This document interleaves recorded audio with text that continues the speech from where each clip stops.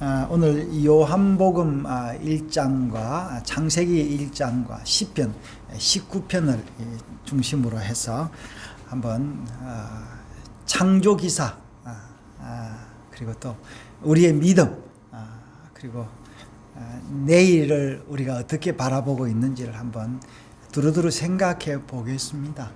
여러분, 제 설교는 뭐 이래라 저래라 이런 게 아니라 우리가 하나님 그분이 누구인지, 또 하나님의 말씀을 기록한 성경 저자들이 어떤 고민 때문에 이 성경을 기록했는지를 한번 생각해 보는 제 목적이 제 설교입니다. 그래서 여러분이 제 설교를 듣고 뭔가를 하려기보다는 한번 생각해 보시고 또 다른 뭐를 만드는 여러분 되시기를 바랍니다. 여러분, 어디서 왔습니까? 무엇을 하고 있습니까? 여러분, 지금 내가 하고 있는 이것이 앞으로 어떻게 남을 건지 이런 거 한번 생각해 보셨습니까? 우린 다 죽습니다. 안 죽은 사람 아무도 없습니다. 오래 살아도 100살 내외입니다. 여러분, 죽을 때 어떻게 죽을 준비가 되어 있습니까? 이런 의문들은 우리뿐만 아니라 성경 저자들도 마찬가지였습니다. 한때는 다 회의가 생기고, 지금 우리가 이제 코로나19로 말미암아 질병이 돌아서 예배도 잘 못 드리는데, 우리 교회는 이제 가정 예배로 널찍널찍이 앉으니까 그런 염려가 없어서 이렇게 주일을 와서 몇 가정이 예배를 드립니다. 여러분, 우리의 오늘이 내일과 어떻게 연결되어 있겠습니까? 여러분, 믿음이 무엇입니까? 이럴 때, 이 질병과 이 공포가 있을 때 과연 우리의 믿음이 작동하느냐, 이겁니다. 오늘 이제 사도 요한이 자기의 복음서를 거의 공관복음과는 달리 이제 거의 그의 말년에 아마 요한복음을 기록했는데, 태초에 말씀이 계시니라, 이렇게 이제 자기 복음서가 시작이 되고 있습니다. 밑도 끝도 없이.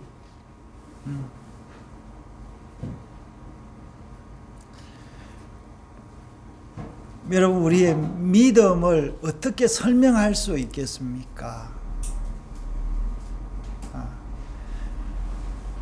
내 마음을 가장 잘 설명할 수 있다면 그것은 설명이 아니라 오히려 감탄일 것입니다. 그래서 우리가 뭔가를 할 때, 뭔가 표현하기 힘들 때, 그리고, 그죠? 우리가 기도할 때 있을 때, 진짜 기도가 뭡니까? 내가 힘들고 너무 어려울 때, 주님,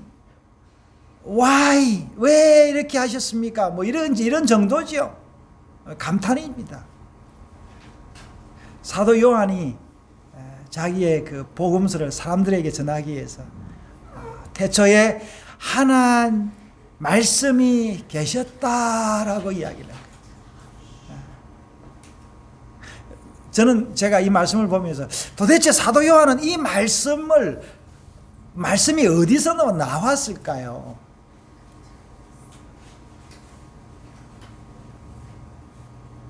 사도 요한이 이 글을 쓰기 그 이전부터 자기가 가지고 있었던 신앙과 지식이 있었을 거 아닙니까? 그 신앙과 지식이 뭐겠습니까?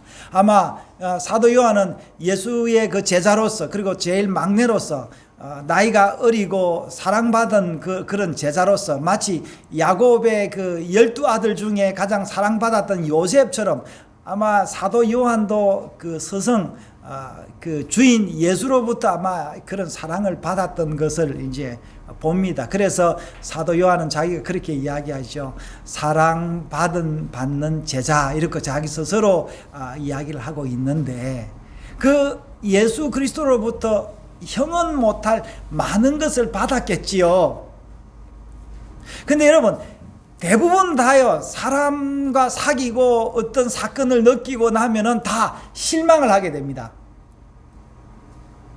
뭐 남녀 사이도 실망을 하게 되고, 여러분 부모님한테도 뭔가를 많이 혜택을 받아도 나중에 지나고 나면은 그것이 그렇게 감사보다는 아쉬움이 많이 남죠.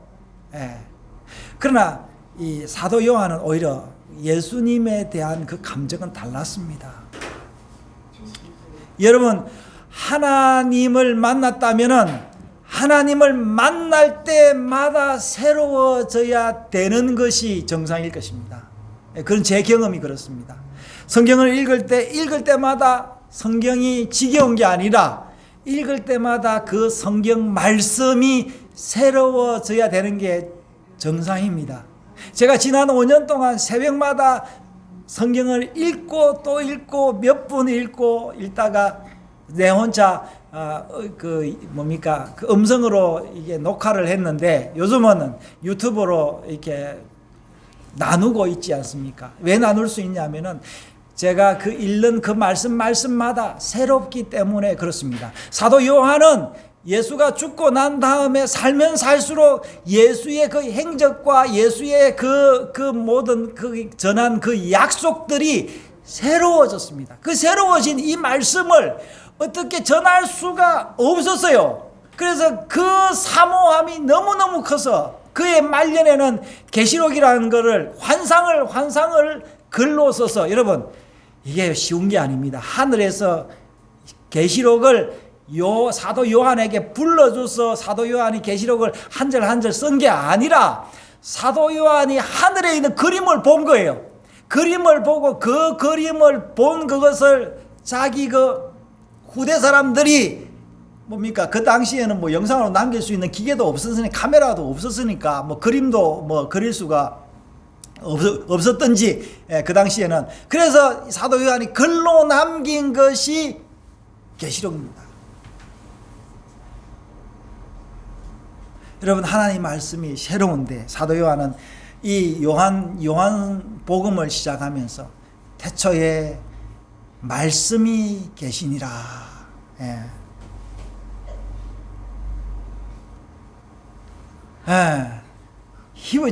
헬라어로 기록이 됐는데요. 아마 NRK 로고스 그렇게 했어요. RK 태초에 로고스가 있었다. 그리고 카이 로고스. 그리고 이 로고스는 프로스톤 데오, 말씀과 함께 있었다. 프로스는 함께라는 말입니다. 그리고 카이 데오스 로고스, 이렇게 그 하나님은 말씀이었다라고 이야기를 하고 있는데, 아마 사도 요한이 히브리 사람이니까 자기는 히브리어를 먼저 생각을 했겠죠. 히브리어를 생각하면 저는 이 말씀을 볼 때마다 창세기 말씀하고 너무 비슷합니다. 베레시트 바라 엘로힘 엣 하샤마임 베엣 하아레츠.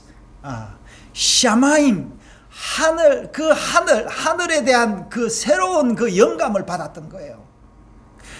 여러분, 이 유대인들은, 독실한 유대인들은요, 이 토라를 다 외운답니다.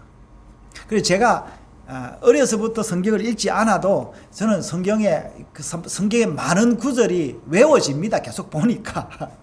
정확하진 않아도. 그 당시 사람들은 뭐 볼 것도 없고 미디어도 발달하지도 않았고 책도 많이 없었고 했기 때문에 아마 머리가 좋은 사람은 토라 정도 외우는 것은 문제가 아니었겠죠. 네. 그래서 토라를 외웠는데, 아마 이 토라를 외운 그 사도 요한의 이 토라에서 나오는 그 은혜를 자기는 그 토라에 약속된 그 하나님이 예수다라는 걸 알았던 거예요. 여러분, 또 이 창세기 토라를 또 적용한 말씀이 뭐냐면 시편입니다. 시편인데 혹자는 이렇게 어떤 목사님 저한테 이렇게 이야기를 하더라고요. 이제 유대인 랍비한테 배웠다는데 시편이 5권으로 나눠져 있어요. 5권으로 나눠져 있는데 제1권은 창세기에 대한 주석이랍니다. 2권은 출애굽기에 대한 주석이고 3권은 레위기에 대한 주석이고 4권은 민수기에 대한 주석이고 5권은 신명기에 대한 주석이랍니다. 그러니까 창세기에 대한 주석이 시편 1권인데 1장에서부터 44장까지인가요? 아마 그 정도 될 겁니다. 되는데 아마 1권을 이스라엘 유대인들이 편집을 하면서 아마 이 창세기 1장은 뭘로 생각을 했냐니까 저는 시편 19편이 아닌가 이렇게 생각이 됩니다. 여러분 시편 19편 어떻게 시작되는지 오늘 본문으로 읽었는데요. 아마도 다윗도 사도 요한과 비슷한 그런 감정을 가지고 있지 않았겠어요?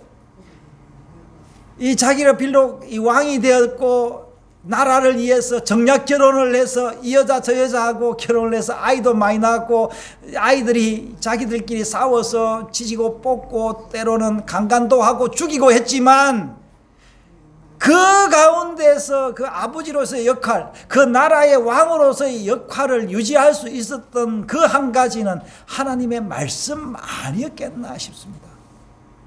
그래서 다윗은 늘 그것 때문에 늘 울었고 기도했고 살았습니다. 그러면서 다윗 역시도 여러분 많은 시편을 지었는데 왜 시편을 지었냐니까 내 후손들이 내가 읽고 외웠던 이 토라의 말씀을 기억하고 그 오실 메시아들을 기다려라고 다윗은 시편을 기록했지 않았나 싶습니다. 그리고 그 유명한 이야기도 있죠. 여호와는 나의 목자이시니 내게 부족함이 없으리로다 라고 시작하는 그 말씀처럼 이 시편 19편도요 굉장합니다. 비슷하지요? 여기서도 뭐가 나옵니까? 하늘이 하나님의 영광을 선포하고 그랬는데요. 히브리어는 어떻게 되느냐 하면요. 하샤마임 제가 좀 부족한데요. 하샤마임 하늘이 먼저 나요. 하늘이 하나님의 영광을 선포하고 궁창이 그의 손으로 하신 일을 나타내는도다. 제가 지금도 제가 히브리 수업을 받고 있는데 아직 많이 부족한데 제가 이스라엘 가서 히브리를 좀 더 배우고 싶은 마음이 간절합니다. 이거를 여기에 사용된 단어들이 창세기 1장의 단어들과 굉장히 비슷합니다. 그리고 하나님은 세상을 창조했는데 그 창조한 세계를 보니까 다윗은 뭐예요? 날은 날에게 말하고 밤은 밤에게 지식을 전했다라고 이야기를 하고 있습니다. 날은 날에게 뭘 말했겠어요, 여러분? 그냥 여러분 이 말은요 시적인 표현인데 우리가 이 시를 어떻게 이해하고 해석하느냐에 달렸어요. 날은 날에게 날이 날에게 말합니까? 나를 의인화했습니까? 여러분 우리 지금 알고 있습니까? 뭡니까? 이게 지금 사도 요한도 뭐라 했어요? 태초에 말씀이 계시니라. 이 말씀이 뭐냐면은요.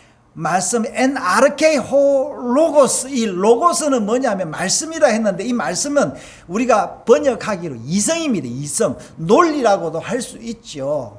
그러니까 히브리어로는 다바르 이렇게 하다바르 그 말씀이라고 이야기를 할 수 있는데 여기 이 말씀이 오늘 뭡니까? 우리 다윗은 뭐래서 날은 날에게 말한다 했는데 여러분 우리가 날은 날에게 말하는지 우리가 그렇게 부인할 수 있습니까? 여러분 우리가 모른다고 우리가 알 수 없는 것이라고 부인할 수는 없습니다. 날이 생명이 있습니까? 저는 생명이 있다고 생각합니다. 역사는 계속해서 흘러오죠. 또 뭐랬어요? 밤은 밤에게 지식을 전한다. 이게 지금 창세기 1장하고 굉장히 비슷하지 않습니까? 뭐라 했습니까? 예. 뭡니까? 하나님이 빛을 낮이라 부르시고 어둠을 밤이라 부르시니 저녁이 되고 아침이 되니 이는 첫째 날이라 그랬는데, 예. 하나님께서 낮과 밤을, 날을 다 정했다. 예. 자, 4절에요. 그의 소리가 온 땅에 통하고 그 말씀이 세상 끝까지 이른다. 하나님이 해를 위하여 하늘에 장막, 공간을 베풀었다. 하늘에 공간이 있다는 거예요. 여러분, 이 말씀은 이 설교로는 참 부족한데,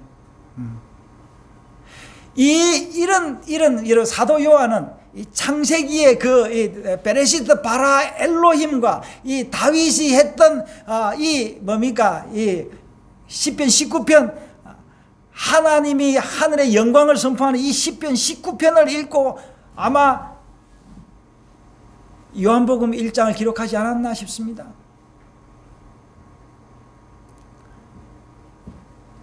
사랑하는 여러분, 제가 왜 이 이야기를 하냐면은 모세나 다윗이나 사도 요한뿐 아니라 이제는 그 말씀이 제게 임했기 때문에 그렇습니다.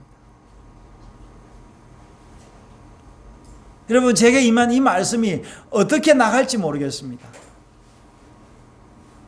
제가 지금 설교도 녹화를 하고 제가 여러 저작물들을 쓰고 그냥 개인적으로 제 블로그나 카페에 제가 혼자 만든 카페에 그냥 저장해 놓는데 어떻게 될지 저는 잘 모르겠습니다. 그러나 제가 여러분들에게 말씀드릴 수 있는 것은 제게 하나님의 말씀이 임했다라는 거예요. 여러분, 하나님의 말씀이 임해서 하나님 말씀이 그렇게 달콤한 것도 아닙니다. 그렇게 아름다운 것도 아닙니다. 여러분, 우리가 알아야 될 것은요, 하나님의 말씀과 생명은 다양하다라는 거예요. 그러니까 내 생각과 다른 거예요. 그래서 이 요한은 뭐라고 했냐니까, 이 만물이 다 하나님께로 와서, 이 사도 바울도 그랬죠. 하나님을 통하여 하나님께로 간다 했는데, 이 사도 바울은 3절에 1장 3절에 만물이 그로 말미암아 지은 바 되었으니 지은 것이 하나도 그가 없이는 된 것이 없다. 그 안에 생명이 있으니 이 생명은 사람들의 빛이라. 이 세상에 뭐예요? 여러분, 우리 안에 하나님께서 빛을 두었는데, 5절에 보니까 1장 5절이에요. 요한복음 1장 5절에 빛이 어둠에 빛이 돼 어둠이 깨닫지 못하더라. 그렇게 이야기한 거예요.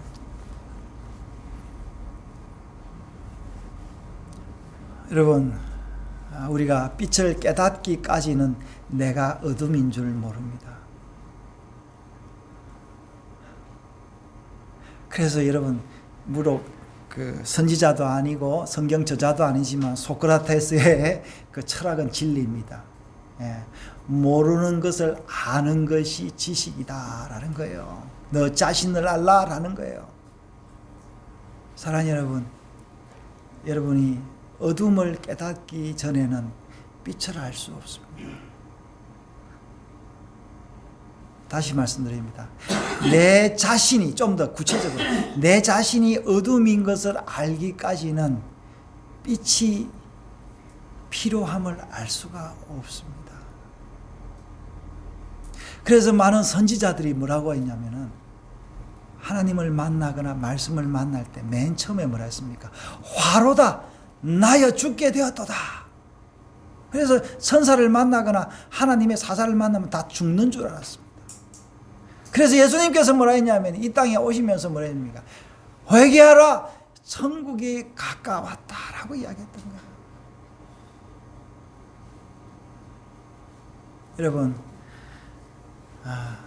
이 감흥으로 사도 요한은 요한 복음을 썼고 요한 서신을 썼습니다. 요한 서신도 어떻게 나오죠? 요한 서신도 어떻게 나옵니까? 태초부터라고 나오죠. 태초부터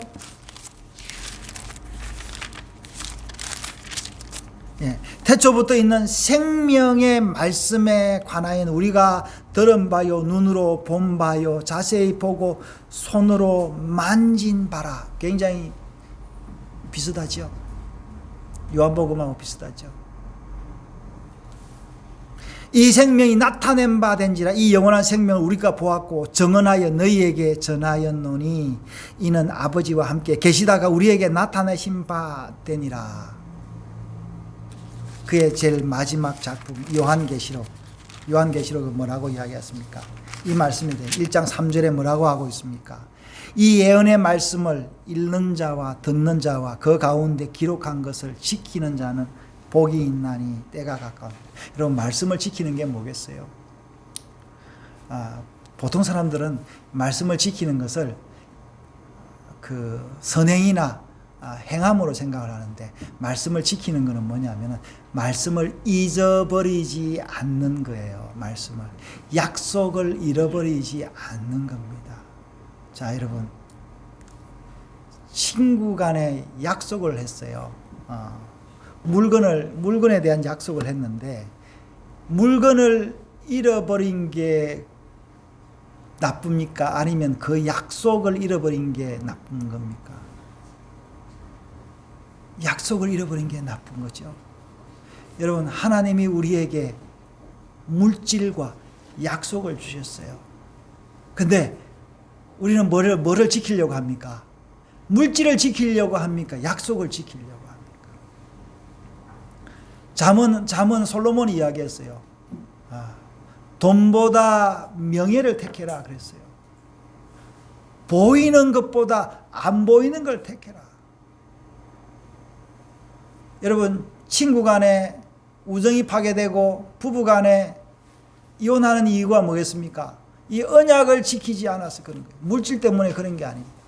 하나님도 마찬가지입니다. 그래서 하나님께서 제일 이스라엘 백성들에게 노했던 것이 뭡니까?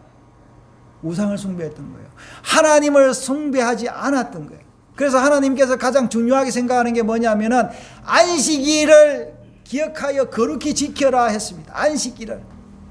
여러분, 우리의 신앙이 뭘로 표현되어야 되냐면 안식일에 주일날 교회 오는 거, 안식일을 기억하고 지키는 그것이 중요한 겁니다. 사도 요한은 이 모든 것들 다 알아서 요한복음에 담아놓은 거예요. 그래서 여러분, 이 요한복음을 읽을 때, 요한서신을 읽을 때 사도 요한의 그 감정을 한번 느껴보시고, 이제는 여러분 그 감정을 넘어서 사도 요한이 사도 요한을 통하여 모세와 그 아브라함의 그 언약이 모세를 통하여 기록되었고, 다윗을 통하여 그 왕국에 전성되었고, 이제 그 후손으로 온 그 메시아 예수 그리스도 예수아가 이제는 누구예요? 그의 제자들, 12제자들, 특히 요한에게 또 바울에게 또 우리에게 기록으로 남긴 이 성경, 이 기록들이 이제는 우리가 듣고 또 읽고 지켜야 된다라는 겁니다. 사랑하는 여러분, 이 놀라운 말씀을 늘 기억합니다. 태초에 하나님이 천지를 창조하시니라. 엔아르케 엔홀 로고스. 이거 잘 기억하셔서 영원까지 이 말씀을 잊지 않고 살아가는 여러분 되시기를 바랍니다.